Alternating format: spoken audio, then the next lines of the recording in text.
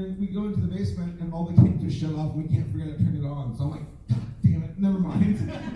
So I'm like, what can we do instead? There's a little gym inside the house, a little like room with a treadmill and weights. And I'm like, let's go play in there. So we go to the treadmill. I'm like, let's turn this thing on to 10, 20, 50, 100.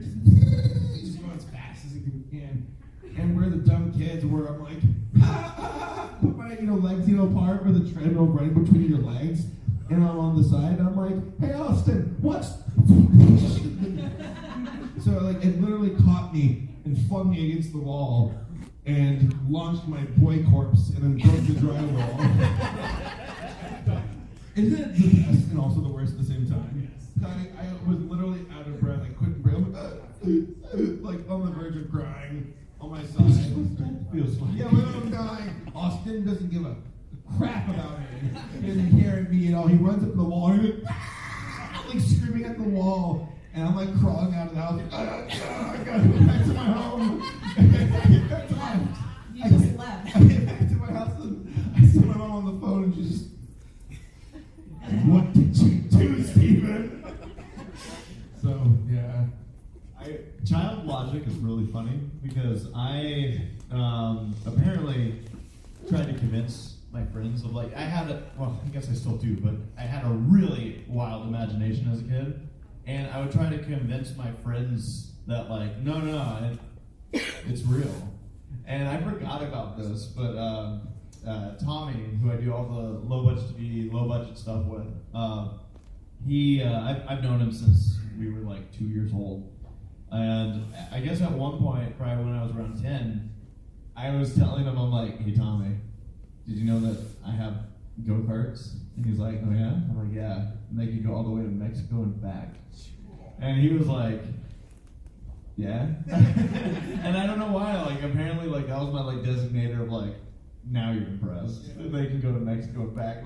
It's just, I always love hearing stories about that, where you're as a kid, you're no, let me tell you what's cool, all right? I stole a car when I was a kid. Yeah? Yeah. True story.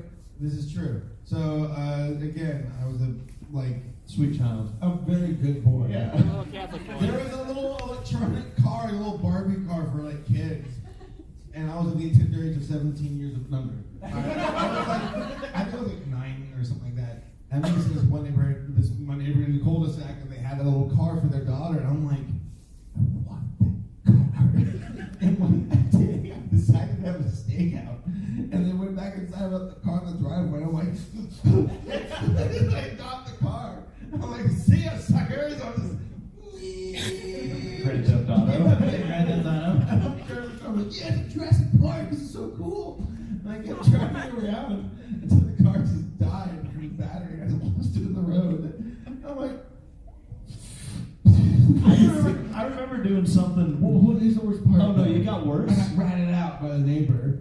So I go oh, what a terrible neighbor. And my mom just on the phone just looks at me, Steven, what did you do? And I'm like, nothing. And she's like, well, Miss Stovall said she saw you in the neighbor's pink little toy car you left in the road. I'm like, Miss Stovall is a liar. And my mom's like, no, Steven, you're done, son. It's gonna put me in trouble.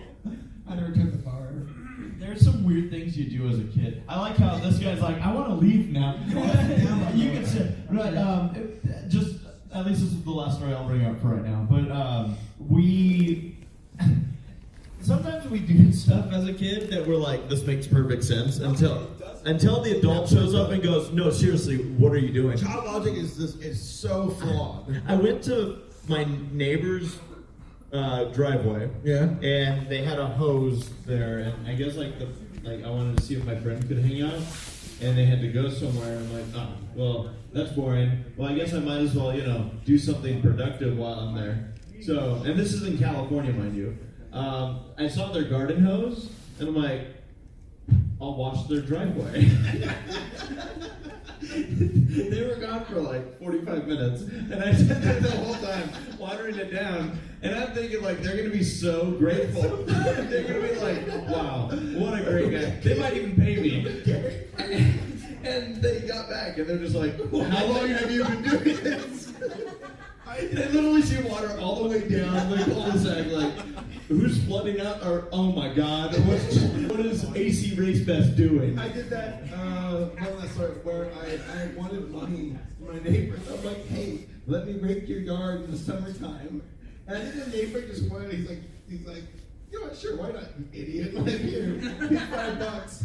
I want to see if you do this. He went back inside. I'm like, sucker, it was a rake yard. I ran it back to my house and buy Pokemon cards or something with it. Which my mom's like, once again, Steven, you're in trouble. There was the same neighbor though. They were like, gosh, tired. Basically, they were very spiritual people, and then this whole section of their house where I guess they have this little shrine where they put like trinkets and money to, I guess for the whatever religious purposes. And I was visiting because their son was one of my friends, and I decided to rob from the little like religious thing. I'm like, yeah. And my mom was devastated. She's like, you can't just steal from a religious thing. And if it was not religious, it would have been okay. It would have been crazy. But here's the thing. Here's the part though. There's a neighbor. He was the kindest guy. He was like, oh, Steve, don't worry. It's give me $20. I'm like, let's live. My mom's like, no, you're not learning your lesson. Like, all right, what's your question? I'm sorry. We went on a quite tangent. This is what happens on the podcast, by the way. Hi. So, me and my stupid friend are thinking about starting a podcast. Is there anything you want to say, such as tips or anything? Do it. Ultimately, I just do it. Just go for it. Yeah. Talk about what's fun and passionate to you, because if not, it's going to be a drag. Yeah.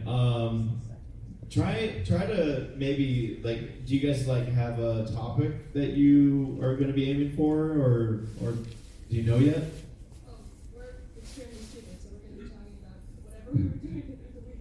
Oh, beautiful. I think it always helps with a podcast to have some sort of a theme, or just something to have people just get that initial, like, hey, let's check out this podcast.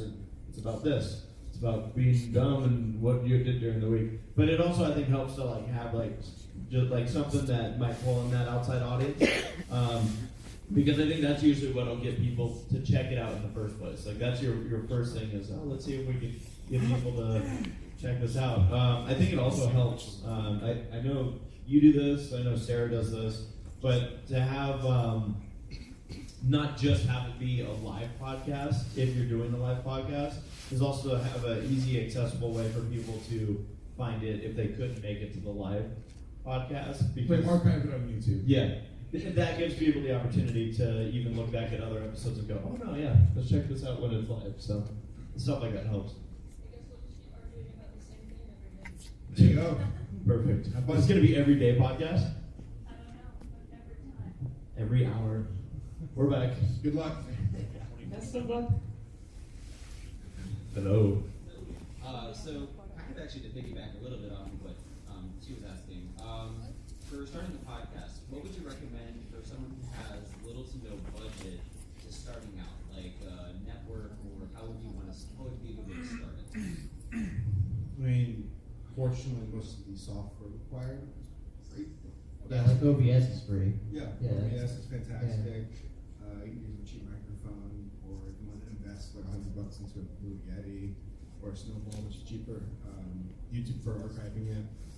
For marketing purposes, I mean, you don't really need to spend money on marketing. Just kind of be ready with hashtags and trends whenever they strike. If you are talking about a funny story from seeing like a popular movie, and you're like, okay, let's talk about this, our experience seeing Avengers or something like that, then be ready for that when the time comes.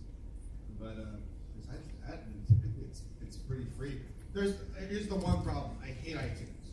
If you were trying to archive your podcast on iTunes, it's a hassle. You can go to like Podbean or something like that. Yeah, that's what I do. And it's so funny because you think this would be a streamlined, easy thing to do.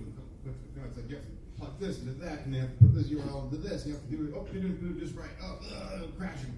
It's dumb, but it's doable. But if anything, just upload YouTube. That's easy enough. Just YouTube, just like post it on YouTube versus having to go through like Podbean or another. I know some folks want it on Podbean because like YouTube is dumb where if you want to start a podcast while on the go, you have that full screen going. You can't just click out. You could in the past, but YouTube's like, let's charge some money for it, which I'm dead serious to do that. But like Podbean, you can like use that as a place to store it. It's $100 for a year, which isn't bad if you're willing to invest. So, Yeah, they do have. I think they have a free version. But it's not like not that much space. Though. Yeah, they limit that to where, because I think SoundCloud is the same way, but they also limit it. So yeah, they might make a little bit of money, but it's not extraordinary. The most important thing I think would be the mics. If you have poor quality mics, it's going to be more of a strain to listen to. It's really nice when you're listening to a quality microphone on a podcast. So yeah, and also if it's a live podcast, you want to make sure that you have decent internet as well. So yeah. All right, thank you. Yeah, no Thank problem. you. Hello. So I'm just hearing all these funny stories from and just because I'm a jerk, I know that Pelly was the quiet one, so I want to know what bad stuff he's done. in the past. Yeah, I was trying to think of something because, This angel next to us. as you guys were talking about it, I was like, wow, I don't remember anything from my childhood. I'm starting to forget it. Alzheimer's is very hitting me. You were a pretty well behaved kid, weren't you? Pretty much. I mean, I was very quiet. So. It's the quiet ones you got to worry about. Yeah, I'm like literally just forgetting. What stories about dolphins do you have for us? Plenty ones.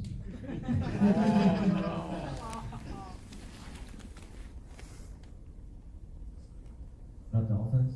Right. Stories about dolphins.